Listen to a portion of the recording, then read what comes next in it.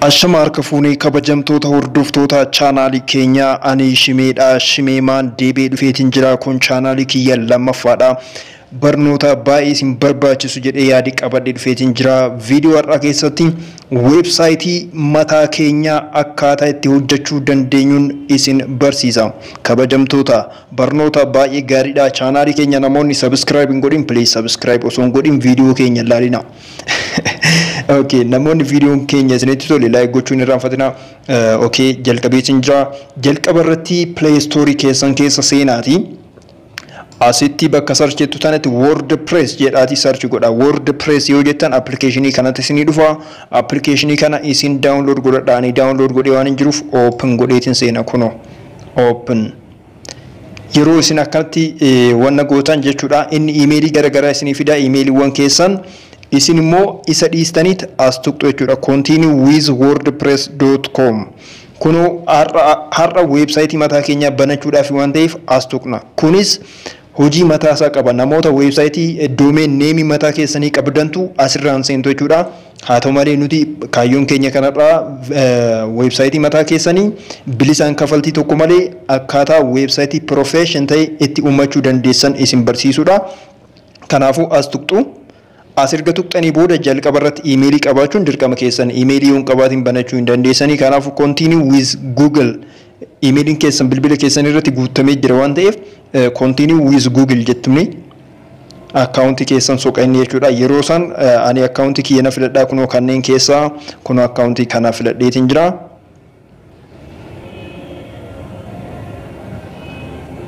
Okay. Samboda create account naan jedhaa jira. Kunoo create account kan jedhuun filadhaa.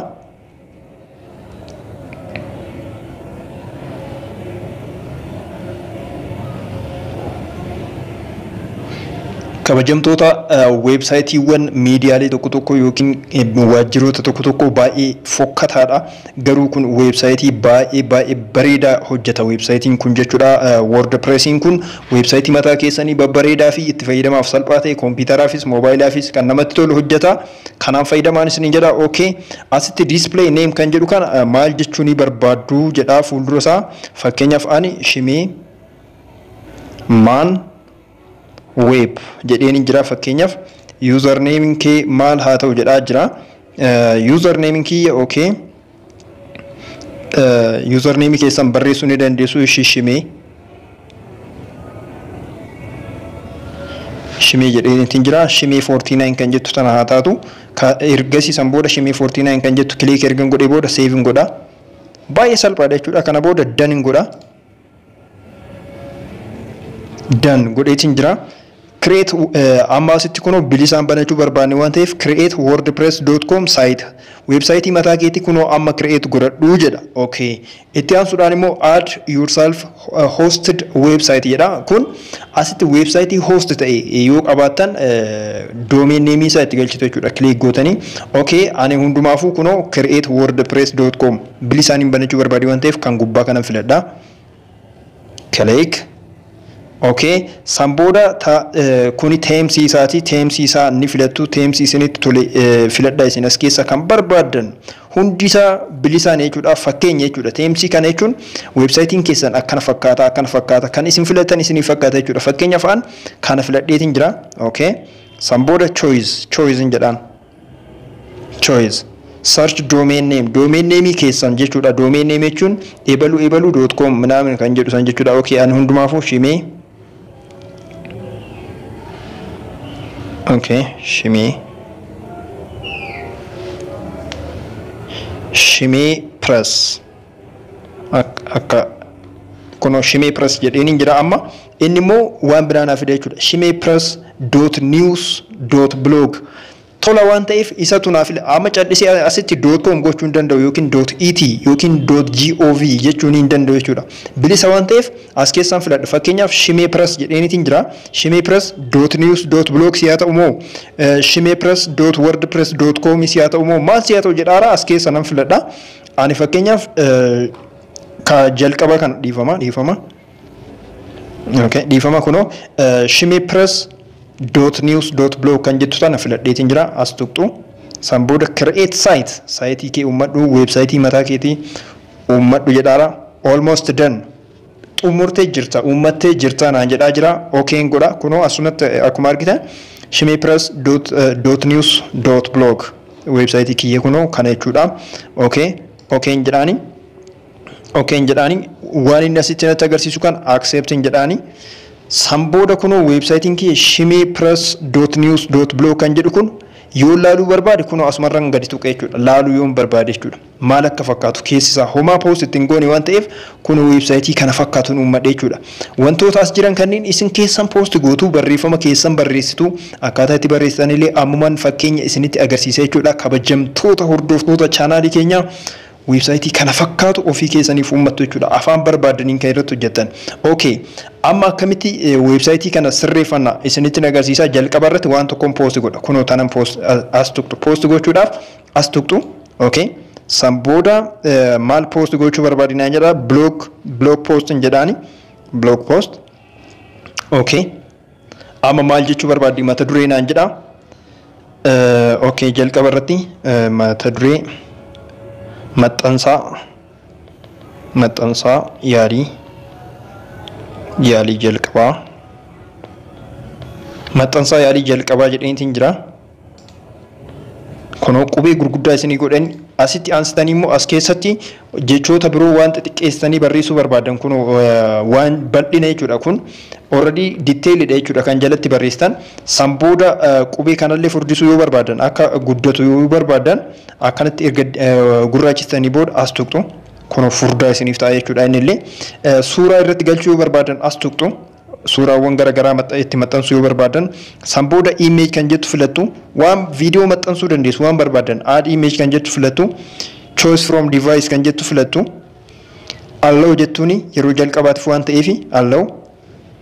San booda kunoo fakkeenyaaf isa kana godheetiin jira right. Kan biraatis dabaluu nan danda'a jechuudha. Lama fakkeenyaaf kunoo mee kanneen lamaa nama maxxansu right. Kunoo dhufanii jiru asitti maxxanfamuudhaaf jechuudha kabajamtoota. Publishing godha. Publish xumura jechuudha. Publish asirratti yoo barbaadan waan ajaa'ibaa hojjeta. Namoonni yeroo suuraa kana gadi tuqan akka YouTube keessan banu yookiin websaayitii biraa akka banu yookiin waan biraa akka hojjetu yookiin suuraa kana yeroo fakkeenyaaf suuraa kana yeroo gadi tuqan akka muuziqaa isaa banu gochuu nan danda'a. Liinkii YouTube irratti jiru wal qabsiisee yeroo suuraa kana namoonni gadi tuqan inni YouTube bira deemee akka banu gochuu nan danda'a. Kana yeroo biraa sirriitti isinitti agarsiisa. Yoo isinitti tole nutti agarsiisi jedhaatiin barreessaa. Gaafii qabdan barreessaa. Publishing godha amma. Amma asitti kunoo publishing godha amma irra deebi'ee jechuudha. Publish now. Perfect ta'ee na gaafata jechuudha. Irra deddeebi'ee amma post godheetiin jira. Meen ilaalla. Websaayitii keenya bannee amma dhaqnee jechuudha. Asitti argaan jiru.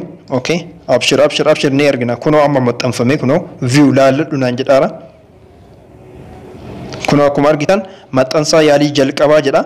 Kunoo qubeewwan sunniin kunoo websaayitiin keenya akka bareedu argitanii waan nu maxxansine jechuudha. Namoonni yoo barbaadan as jala dhufanii websaayitii keessan ni tuqu. Akka koomentii isinii kennan gochuu ni dandeessu. Kunoo koomentii asitti yoo barbaadan kunoo yaa'u koomentii arrabsuu ni dandeessu jechuudha. Arrabuma waan ta'eef irra caalaan. Guys, websaayitii keenya haala kanaan uummanna. Amma kan fakkeenyaaf jarri keessatti fe'antu jira. Kan ofumaa isaatiif dura jiru san jechuudha. Presiyoon godhe haala kanaan. Kan dura jiru sun kunoo amma kunniin duruma itti fe'amee jira. Kunniin akka nutti hin dhufne gochuu ni dandeenya. Kan isaanii akka badu gochuudhaaf akkana gadi buutanii asirraan gadi buutanii setting kan jettu tan argattu settings kan jettu erga argattanii booda home page settings kan jettu argattu. Gootuu ishii sanirra jechuudha. San booda isin tanarra jira. Static home page kan jedhurra jira. Classic blog kan jettu gootu. Accept gootu. Xumurree jirra. Amma websaayitii keenya dhaqnee ilaalla duubatti deebine. Amma kan jiraa nutti hin dhufu jechuudha.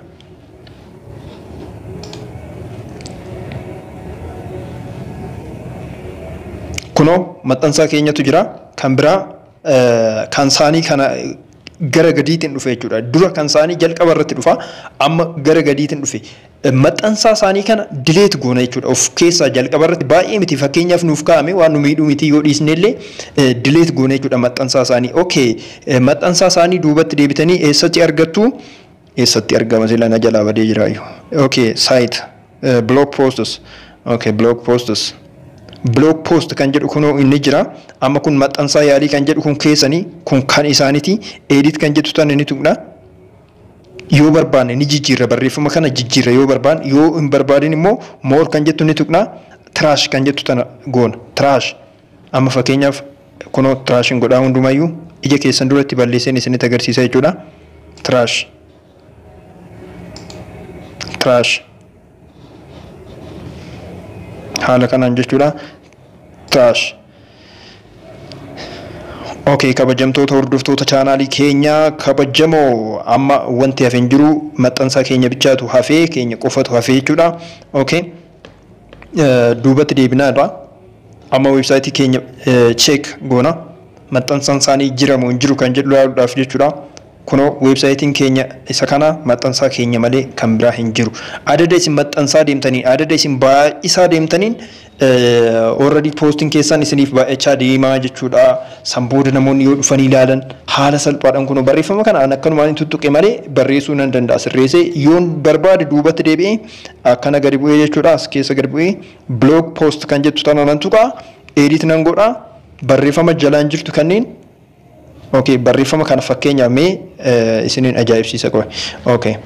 Bakka biraa dhaqna fakkeenyaaf Facebook bira dhaqna fakkeenyaaf amma barreessuun barbaadu waan hin ta'eef barreessuun barbaadu namoonni websaayitii barbaachisu baay'eetu jira. Websaayitiin namoonni barbaachisu baay'eetu jira. Namoota jajjabootu jira. Namoota waan hin dabarre waan hin kufne barreessan jechuudha. Isaan wanti gochuu qabdu Facebook irratti barreessaa ooluu caala kan Facebook irraallee haa barraa'u gaariidha. Garuu Facebook irra qofa osoo hin ta'in websaayitii irra kaawwadhaati namoonni Google keessatti yeroo search godhan ni argattu jechuudha. Isin ni argamtu jechuudha. Fakkeenyaaf okay siyaasaa kana qoe. Okay mee fakkeenyaaf kunoo akkana goonu akkana qabnee copy goonaa barreeffama tana fudhachuudhaaf jechuudha. Okay as dhufna barreeffama kana copy paste gochuudhaaf asitti dhiifama. Okay. Haala kanaan dhufna. Suuraa erga kana tuqnee booda bakka tanatti kunoo qabnee paste goona jechuudha. Kunoo paste erga gootanii booda jechuudha update kan jettu tuqxu update haaromsitan jechuudha. Amma update now irra deebiitee haaromsitee jechuudha. Amma dhaqnee websaayitii kana inni ilaalla jechuudha. Garas deemnee. Okay. Eeshi. Kuno barreeffamni sun jalaan dhufee jira jechuudha. Galaana gaaromsaa jalatti waan barbaanne wal qunnamsiisnee barreessina. Haaluma kanaan itti fufuu jechuudha. Yoo baay'is ta'e hanga feetan yoo fayyadamaa ooltan wanti isin dhibuun jiru wanti isin kafalchiisuun jiru bifa kanaan websaayitii mataa keessanii uummattanii fayyadamuu ni dandeessu. Kana booda jechuudha shimepress.news.blog jettanii Google keessa osoo soqxanii haala kanaan barreessitanii yennaan jechuudha. Maqaa isaa tuqaa isaa kan eegdanii barreessinaan websaayitii kanatu isinii bana jechuudha. Ana bira isin fide jechuudha. Kanaafuu namoonni maqaa keessaniin websaayitii mataa keessanii banattanii waan baay'ee hojjechuutu danda'ama waan ta'eef hojjechuu ni dandeessu. Barnoota baay'ee salphaadha. Kanumaafuu itti fayyadamaan isiniin jedha. Viidiyoo birootii walitti deebina. Yeroo biroo immoo maaliin isin barsiisa? Yoo isin websaayitii mataa keessanii uummattanii cimaa taatanii baay'ee itti fayyadamtanii natti agarsiistan ani immoo websaayitii mataa keessanii gara appilikeeshiniitti jijjiirrattanii profession karaa ta'een jechuudha jijjiirrattanii namoonni appilikeeshinii keessan akkaataa daawunlood itti godhachuu danda'aniin isin barsiisa. Websaayitiin karaa biraatiin banamullee ni jira. Isallee isinitti agarsiisa. Websaayitii mallaqa argamsiisutu jira. Isallee isinitti agarsiisa. Hin dhaabbatu jechuudha barnoonni keenya. Kan isinirraa eeggamu subscribe promote gochuudha chaanaalii kiyya beeksisaa. Namoonni baay'ee yoo fayyadamaa ta'an cimeen itti dalagaa yoo itti fayyadaman immoo nan dhiisee waan biraa hojjedha jechuudha. Bye bye. Ulfaadhaa turtii keessa.